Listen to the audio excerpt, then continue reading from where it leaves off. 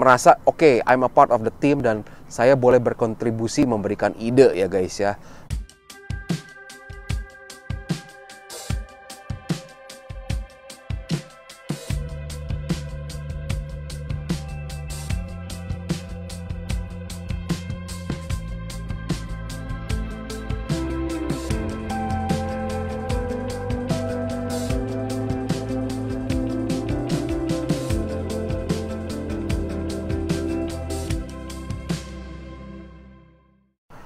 Halo guys, ketemu lagi nih dengan gua Darwin dalam channel pribadi gua Opini Darwin. Apa kabar kalian semua? Semoga kalian semua dalam keadaan sehat-sehat semua ya. Dan dalam video kali ini, gua akan melanjutkan seri mengenai enaknya atau sukanya tinggal di Kanada berdasarkan opini gua atau pendapat gua pribadi ya. Nah, seperti dalam beberapa seri sebelumnya, gua sudah membuat mengenai seri mengenai yang gak enaknya tinggal di Kanada dari segi kehidupan pribadi dan berkeluarga ataupun dari segi bekerja di sini. Nah, gue akan share mengenai yang enaknya dari segi bekerja di Kanada berdasarkan opini gue pribadi ya. Oke, simak videonya sampai habis ya. Oke, kembali lagi ya guys ya. Gue mau meresponi beberapa komentar negatif yang ada lewat komentar secara umum maupun pernah dikirim ke gue lewat Japri ya. Nah, kali ini gue akan membalas komentar mengenai Ko Darwin. Channel Ko Darwin itu sangat membosankan karena hanya mendengarkan Ko Darwin ngoceh-ngoceh saja. Bo bikin yang lebih menarik. Oke, untuk komentar itu, gue mau menjawab bahwa memang video gue itu mungkin akan membosankan untuk banyak orang. Karena memang gue membuat konten ini, gue membuat channel ini bukan untuk hiburan. Gue membuat channel ini untuk memberikan informasi yang berharga, valuable dan meaningful untuk banyak teman-teman yang pengen bisa pindah ke Kanada guys ya. Jadi memang gua nggak mau menghabiskan waktu terlalu banyak untuk membuat videonya itu menarik, entertaining, tapi gua lebih ke arah fokus isinya dari video ini, memberikan pesan yang sangat baik atau tidak. Kurang lebih seperti itu aja ya guys ya. Nah, sesuai dengan pekerjaan gua yang bekerja sebagai seorang accountant di sini, menurut gua segi perpajakan di sini itu jauh lebih jelas peraturannya dan lebih simple dibandingkan dengan dulu di Indonesia ya guys ya. Nah, kenapa? Mungkin salah satu contohnya itu ialah kalau di sini itu kalau ada supplier ngirim invoice, yang penting di dalam invoice-nya itu sudah tertera ada HST number-nya ya, dan ada business registration-nya number-nya berapa. Itu sudah menjadi commercial invoice dan juga sebagai faktur pajak. Nah, jadinya nggak perlu ada 2 lembar tuh ya, invoice yang komersil ataupun ada faktur pajak. Cukup 1 lembar saja.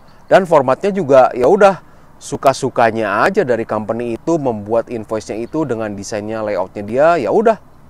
Itu menjadi suatu bukti yang valid untuk perpajakan di sini guys. Nah, berbeda kan dengan di Indonesia. Di Indonesia itu ada yang namanya commercial invoice dan juga ada faktur pajak. Dan faktur pajaknya itu kalau ada salah ketik sedikit aja ya, udah nanti ada beresiko sebagai cacat pajak. Nah, jadinya repot. Nah, kalau di sini tuh jauh lebih simple guys prosesnya ya untuk perpajakannya. Menurut gua seperti itu. Nah, lalu yang kedua itu bicara mengenai hubungan antara atasan dengan bawahan. Nah, di sini itu guys, walaupun misalkan kita bekerja dalam posisi yang paling bawah misalkan kita bekerja sebagai administrasi staff atau accounting clerk. Lalu kita kan suka ya bernegosiasi atau dealing dengan manajer kita ataupun kadang-kadang ada direktur di perusahaan kita ya. Nah, kita tuh nggak perlu yang harus kelihatannya tuh takut, nunduk gitu ya. Nah, di sini itu antara seorang atasan dengan seorang bawahan ya udah seperti seorang teman aja. Manggilnya aja nama gitu ya. Halo, how are you? Nah, kita tinggal balas I'm doing good, how are you too gitu ya. Nah, jadi apa ya? Relasinya itu normal-normal aja gitu ya. Tapi tentu saja kita harus bersikap profesional ketika kita berhadapan dengan manajer kita. Misalkan dia meminta suatu report dari kita, ya udah kita harus perform dengan baik, melakukan segala sesuatunya itu dengan baik guys ya. Tapi kalau bicara mengenai hubungan atasan bawahan, di sini tuh nggak seperti tuan dan hamba, lebih ke arah relasi sesama teman kerja gitu ya. Itu menurut gua pribadi loh ya guys ya. Lalu menurut gua yang ketiga itu berkaitan dengan kesenjangan sosial di pekerjaan kita ya, di tempat lingkungan kerja kita. Nah, kalau seperti di Indonesia, gua inget itu kan dulu tuh kalau kita kerja di company yang besar ya guys ya, kan ada tuh ya company car yang disediakan oleh perusahaan untuk karyawan-karyawannya. Tapi kan nggak semua level ada ya. Contohnya mungkin misalkan kalau levelnya manager dapatnya Toyota Innova. Lalu kalau seorang general manager dapatnya Toyota Camry. Sedangkan kalau direktur pakai Mercy gitu ya. Nah kalau di sini itu gua nggak melihat ya hal itu ya. Nggak tahu apa karena di company gua doang atau di company-company lain sama seperti di company gua ya. Company gua ini sangat besar guys ya. Company tempat gua kerja itu mempunyai 40 pabrik di Amerika dan di Kanada guys. Jadi perusahaan bukan perusahaan kecil. Nah tapi di sini itu apa ya? Gua nggak melihat itu ada yang company car itu dijajarkan berdasarkan dengan posisinya. Enggak ya. Nah kalau di company gue itu nggak yang modelnya tuh ada gitu ya, inventaris kalau manajer pasti dapat mobil, kalau supervisor dapat mobil, enggak ya guys ya. Yang gue tahu itu kalau orang bagian teknik dan orang bagian sales itu memang ada company car. Tapi company car-nya juga sama-sama rata aja gitu ya jenisnya ya. Yang menariknya itu justru kalau di antara kita semua sesama karyawan ya, walaupun dia manajer, walaupun dia senior staff, walaupun dia staff ya, dengan mobil pribadi masing-masing, itu tuh lucu gitu loh. Gua tuh mempunyai seorang direktur ya. Direktur gua itu dulu malah naiknya mobil Hyundai Elantra yang biasa. Karena dia itu seorang perempuan tapi dia memang orangnya tuh sederhana dan dia juga orangnya lebih seneng traveling. Jadi kalau punya duit dia lebih seneng traveling keliling dunia daripada buat beli mobil menurut dia. Karena mobil itu depresiasinya itu parah banget di Kanada ya guys ya. Beli mobil baru berapa bulan harganya udah jatuh banget. Jadi menurut dia ngapain mobil mewah-mewah. Nah kalau di Indonesia kan nggak bisa ya guys ya, harus kemakan dengan gengsi. Masa seorang atasan mobilnya lebih rendah kelasnya dibandingkan dengan seorang bawahannya. Nah di sini tuh nggak seperti itu guys ya culture-nya. Lalu poin berikutnya itu berkaitan dengan namanya speak out atau kebebasan untuk berpendapat ya. Nah di sini tuh culture-nya jelas sangat berbeda sekali ya dengan di Indonesia.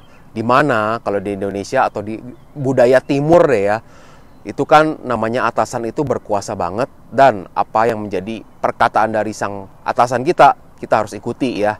Nah kalau di sini tuh nggak seperti itu guys ya. Di sini itu kita mau di level bawah pun kalau dalam satu tim kita lagi meeting, kita boleh atau kita bebas untuk speak out, menyatakan apa yang menjadi pendapat kita. Misalkan lagi membahas suatu project, sang manajernya udah menyiapkan nih ya, ini plannya kurang lebih seperti ini. Nah kita sebagai bawahan boleh kok, excuse me, I don't think that's correct gitu ya. Nah kita boleh kok bilang seperti itu ya. Kita bilang kayaknya menurut kita tuh nggak tepat. Menurut kita tuh ada sesuatu jalan yang lebih baik lagi nih untuk project ini. Nah seorang manajer di sini tuh pasti akan appreciate untuk pendapat dari bawahannya. Nah menurut gua ini sesuatu yang sangat positif banget ya. Jadinya seorang level staff itu juga nggak demotivasi, tapi merasa oke, I'm a part of the team dan saya boleh berkontribusi memberikan ide ya guys ya. Nah menurut gua itu sangat baik sekali guys.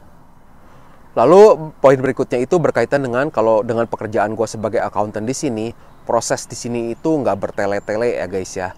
Kenapa nggak bertele-tele ya? Karena memang staffnya juga nggak banyak ya. Nah, kalau di Indonesia kan prosesnya itu bertele-tele. Misalkan nih ada invoice datang ke kantor kita. Nah itu harus dikerjain dulu sama administrasi staff gitu ya. Dari administrasi staff lari ke seorang supervisor. Supervisor sudah periksa lalu lari ke seorang manajer untuk di-approve. Nah dari manajer itu nanti dibikinin cek dan ceknya itu harus dikejar-kejar oleh tanda tangan dari 2 direktur gitu ya. Oh jadi prosesnya tuh alirannya panjang sekali ya. Nah sedangkan di Kanada ini memang karena kan labor cost-nya itu memang tinggi, sehingga proses ya, bisnis proses itu lebih dipersingkat, namun kontrolnya diperkuat secara sistem. Nah jadinya di sini tuh prosesnya benar-benar seperti di kantor gua saat ini. Kalau ada invoice datang, itu tuh invoice-nya itu di-scan menggunakan sistem, dan sistemnya itu canggih banget, bisa merecognize everything, jadi journal entry sudah terbentuk lewat scanan itu. Nah dari scanan itu lari ke seorang manajer untuk di-approve. Nah dari manajer di-approve udah deh proses untuk pembayaran. Jadinya ringkes banget ya guys ya. Menurut gue sih seperti itu ya, sangat ringkes, sangat praktis gitu ya. Lalu poin berikutnya itu berkaitan dengan kalau kerja di sini tuh kayaknya menurut gue tuh proses iri-irian atau baper-baperan sesama teman kerja itu gak terlalu ya. Nah di sini tuh culture-nya gini guys ya. Kalau misalkan kita lagi kesel sama seseorang dalam dunia pekerjaan itu, ya udah kita speak out, kita ngomongin apa yang menjadi kendala kita. Gue merasa lu tuh nggak bener kerjanya begini. Ya udah ngomong aja straight to the point. Nah, setelah selesai sudah berdebat gitu ya, ya udah selesai, no hard feelings, sudah itu ya. Memang itu culture di bule seperti itu guys ya. Nah kalau di Asia kan budaya kita ngomongnya sopan, di belakangnya kita omongin atau kita tusuk dari belakang ya. Kadang-kadang ada seperti itu ya. Nah di sini tuh nggak seperti itu guys. Jadi straight to the point, tapi setelah itu no hard feeling. Nah yang kedua juga ya, gue inget ya dulu di Indonesia ketika gue mau merit ya. Karena satu lantai di tempat gue kerja itu banyak banget orangnya, gue sampai ada miss 1-2 orang, gue lupa kasih undangan. Dimana gue kasih undangannya di hari-hari berikutnya ya. Cuman udahannya udah keburu sakit hati dulu orangnya itu guys ya. Nah di sini tuh nggak seperti itu guys ya. Di sini tuh kalau di tempat kerja, misalkan ada orang mau merit di tempat kerja kita, dan dia cuman hanya mau bagi undangan ke beberapa orang yang menurut dia merasa dekat. Ya udah, it's fine, there's nothing wrong. Nah kita yang nggak diundang juga nggak usah merasa baper. Nah kalau gue malah merasa bersyukur guys ya kalau nggak diundang.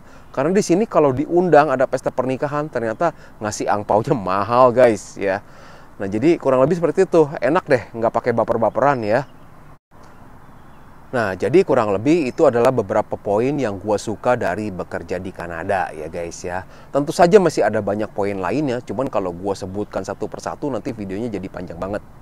Nah menurut kalian yang sudah berada di Kanada kalau menonton video ini, atau di Indonesia ya, atau dimanapun, yang menurut kalian masih ada beberapa hal lain yang menurut kalian itu yang enak atau yang suka dari bekerja di luar negeri atau di Kanada, tolong tulis di komentar di bawah ini ya.